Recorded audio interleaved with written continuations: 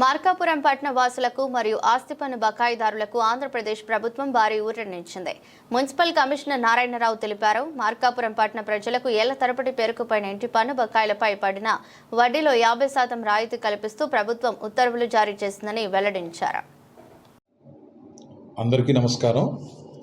మన మార్కాపురం పట్టణ ప్రజలందరికీ కూడా ముఖ్యమైనటువంటి విజ్ఞప్తి, మన ఆంధ్రప్రదేశ్ ప్రభుత్వం వారు ఏదైతే property tax, vacant land tax మనం చెల్లించవలసినటువంటి బకాయిలు ఉన్నాయో వాటన్నిటికీ కూడా చెల్లించవలసినటువంటి వడ్డీని 50% రాయితీ ఇవ్వడం జరిగింది వడ్డీలో.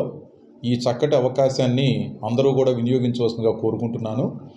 ఏవైతే హెచ్చు మొత్తంలో మీరు బాకీ ఉండి మనం ప్రతి సందర్భంలోనూ కూడా చెప్తున్నాము, ట్యాక్స్ పేమెంట్ అనేది ఖచ్చితంగా చేయవలసినటువంటి మన యొక్క బాధ్యత.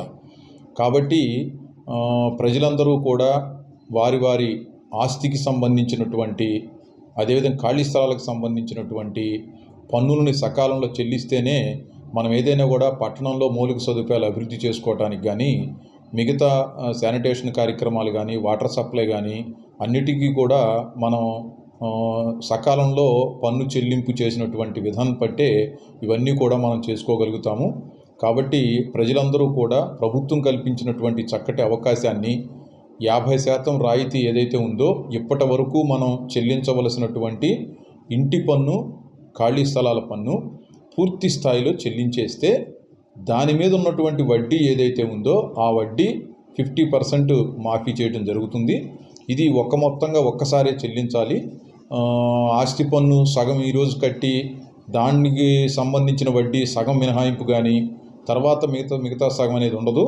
మొత్తం ఏదైతే ఈ రోజు నాటికి మీరు బకాయి ఉన్నారో ఆ ఆస్తి పన్ను, ఖాళీ స్థలాల పన్ను పూర్తిగా చెల్లించినట్లయితే అందులో ఆ ఆస్తి పన్నుకి, ఖాళీ స్థలాల పన్నుకి విధించబడినటువంటి వడ్డీ ఏదైతే ఉందో ఆ వడ్డీ 50% రాయితీ వస్తుంది.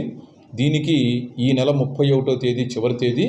అదేవిధంగా ఆదివారం కానీ, ఉగాది, రంజాను పర్వదినాల్లో కూడా ఆఫీసు తెరిచే ఉంటుంది, ట్యాక్స్ కట్టించుకోవడం జరుగుతుంది. కాబట్టి అదే కాకుండా ఆన్లైన్ ద్వారా కూడా మీరు పేమెంట్ చేసుకోవచ్చు. సచివాలయ సిబ్బందిని కాంటాక్ట్ చేసినా లేదా మన కార్యాలయపు రెవెన్యూ వారిని సంప్రదించినా మీకు గైడ్ చేస్తారు. ఖచ్చితంగా సకాలంలో పన్నులు చెల్లించి పట్టణ అభివృద్ధి తోడ్పడాలని చెప్పని అందరికీ తెలియపరుస్తూ, ఇప్పటి వరకు సకాలంలో ప్రతి సంవత్సరము కూడా చక్కగా పన్నులు చెల్లిస్తూ పట్టణ అభివృద్ధికి సహకరిస్తున్నటువంటి పుర ప్రముఖులు, పుర ప్రజలందరికీ కూడా ప్రత్యేకమైనటువంటి ధన్యవాదాలు తెలియజేసుకుంటున్నాను.